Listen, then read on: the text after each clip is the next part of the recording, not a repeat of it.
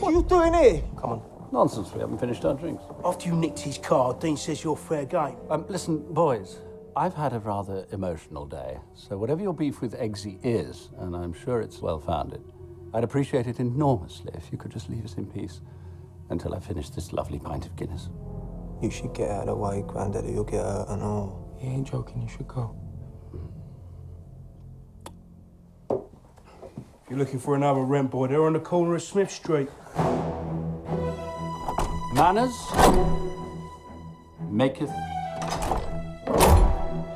man. Do you know what that means? Then let me teach you a lesson. And that is a clip from Kingsman, The Secret Service. I'm delighted to say that its star Colin Firth is with us again. Hello, Colin. How are you? Hello, I'm well. How are you? Good. I have to say, I went to see Kingsman, and I have never been so unprepared for a film ever. It's quite an enjoyable thing to not really know what you're going to see, and it's a rarity. Let's be honest. I thought I was going to see something like Spy Kids. Right, I see. Yes. And no, it's not like Spy Kids. It's not. It isn't like Spy Kids at all. But it took me about 5 minutes to realise that I wasn't seeing a Spy Kids movie. So, so take us into the world of Kingsman. Well, I think it seems to me that if Matthew Vaughn's driven by one thing, it's to surprise you. You know, he loves to subvert expectations. So and in order to do that, of course, he has to set those up. And casting me as a cold steel killer and an action hero is, it's probably about as unexpected as it gets. It's Spy World. It's we're a secret organization.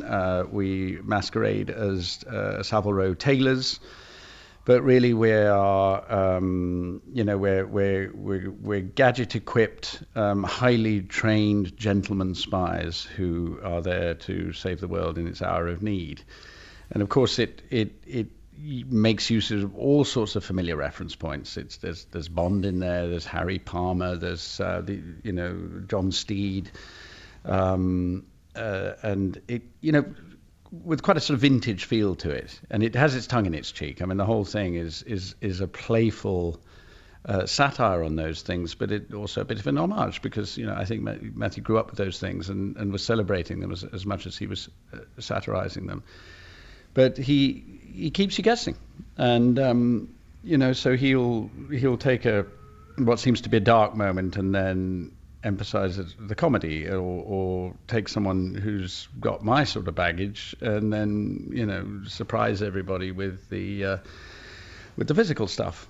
It's a bit like what he did in reverse with Robert De Niro in Stardust. Robert De Niro is the menacing pirate king, which perhaps might not surprise everybody, but then he turns out to be a cross-dresser who's rather sensitive. Yes, and the jump, so then from me expecting Spy Kids, when I left I was thinking, is this going to be an 18 certificate or is it a 15? It's obviously operating on the on the borderline. Tell us about Harry Hart, because there's something world-weary about him as well as being super stylish.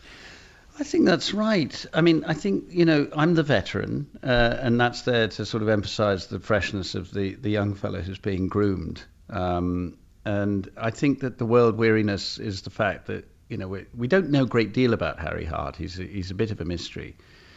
But I think I wanted to suggest the idea of someone who has seen a lot, but also the one thing we do know about him is he's carrying a kind of a burden of responsibility over the death of a colleague.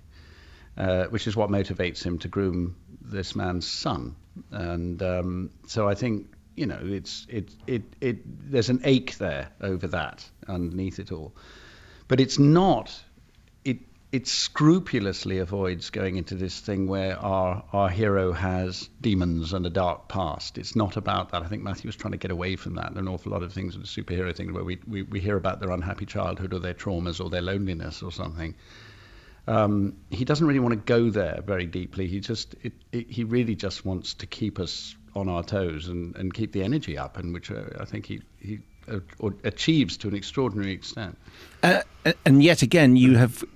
I mean, you must have a fabulous wardrobe anyway, because you've been super stylish in so many movies. But I was just reading that. So the Times yesterday did this big style piece about what men have to wear this year, and with a photo close up of you, it says, "Think double-breasted blazers, Crombies in heritage tweed, don't know what that is. Prince of Wales check, not sure about that, as well as bamboo-handled brollies and monogrammed slippers." Yeah, it's not. That's not entirely me. Really? No monogram slippers at home? No. I'm not monogram slippers. I don't have Crombies, and the Prince of Wales thing doesn't work for me. I'm someone who's sort of propped up and suited by other people. I haven't a clue. I'm of that breed of males that wouldn't know what to put on unless I had some help. Well, you could have fooled us. You mentioned about being like an action hero, which you are. Is this really your first? I was just trying to think, just going through your filmography, your first kind of real action role where you get to, without spoiling things, get to kill people. Well, no, I mean, I know you've killed people in the past, but as an action role. Yeah, I mean, you can't get through drama school Shakespeare without, a bit of a body count. But, I did a war film. I did a thing called Tumbledown in the 80s, which, had a sort of, had obviously a very, very different tone. So there was some killing involved in that. Certainly, it was more sort of graphic, but it wasn't action genre. It wasn't action in the way that this is. I've done stuff that involves swords. I've done stuff that involves the odd punch. The odd punch, you see, that's the thing. The odd punch is what I'm thinking about. Whereas there is. I mean, I don't want to spoil anything about this film at all, because you best go in and be surprised. But there's a sequence where you go to church where I think, the odd punch is thrown. It must be one of the most... I don't know what it was like for you to film that, but that's an astonishing few minutes. Well, yes, it is. And I think that one of the reasons why it has such a kind of ramped up energy to it is because it's a continuous single camera sequence. I think rather than relying on quick cuts, because an awful lot of fights, even perfectly good ones in action films, you actually don't know what's going on. It's cutting so quickly, and you hear all the sound effects, and you hear blows landing, and you know that someone's done something apparently skillful, but you don't really get taken through it.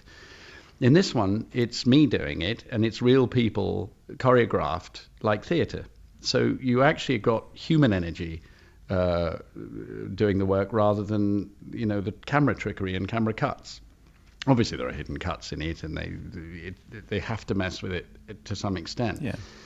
But essentially, it is just it's choreographed theatre from a single camera, and the camera operator himself had to be a part of the choreography. So it was just a group of people performing something which they'd had to train for, learn, and deliver almost as if it's live.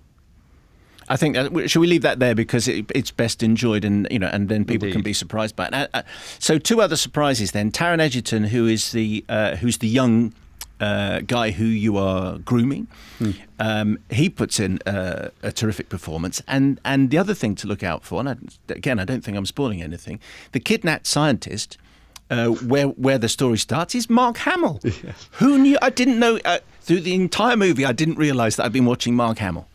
A lot of people have said that, and it's quite a tribute to him, isn't it? Really, because I mean, who knew he'd be able to give you his professorial Englishman as effectively as that? It's absolutely fantastic, and he's hit the tone perfectly. The humour of the film, because everything's just a little bit larger than life, or a lot larger than life, and willfully implausible.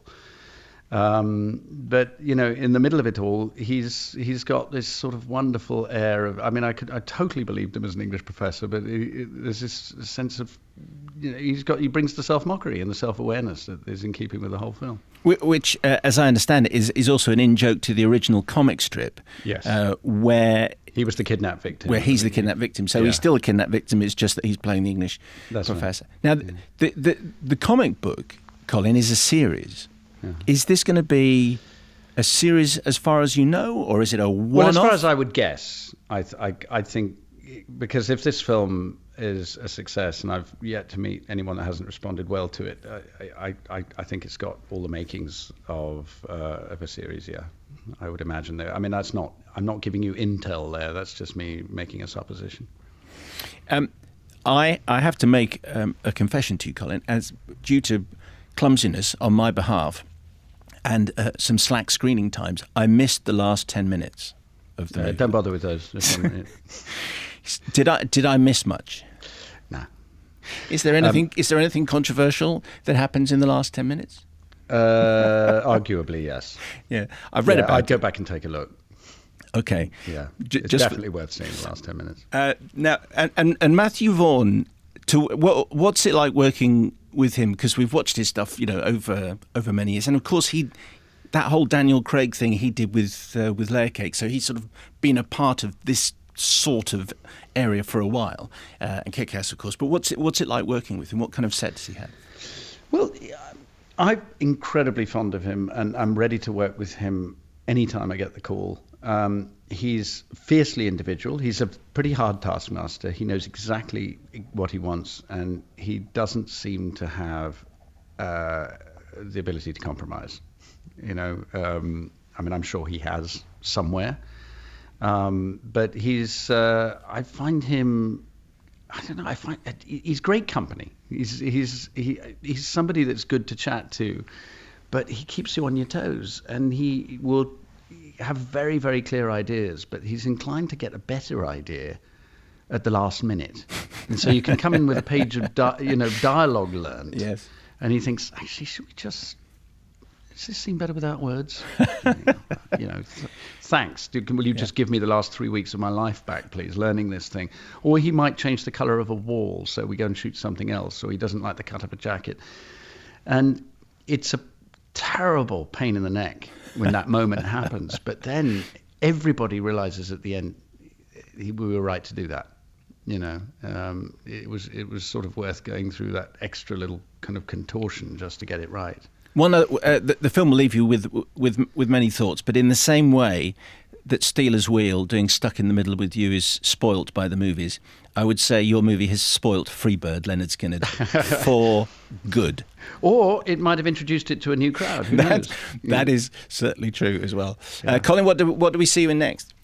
Well, I've just wrapped on a film called Genius, which is directed by Michael Grandage, who is that Jude Law in that? Yeah, with Jude Law.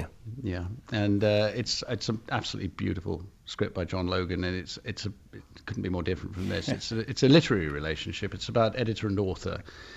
And it's about the American writer Thomas Wolfe, as distinct from Tom Wolfe. It's the writer in the 1930s from North Carolina. And his editor Maxwell Perkins, and it's about a very close creative relationship between two completely different kind of human beings. It's a sort of literary bromance, if you like. Well, we'll look forward to that. Colin, we appreciate your time with us as ever. Thank you very much indeed. Thank you. Thanks, Simon.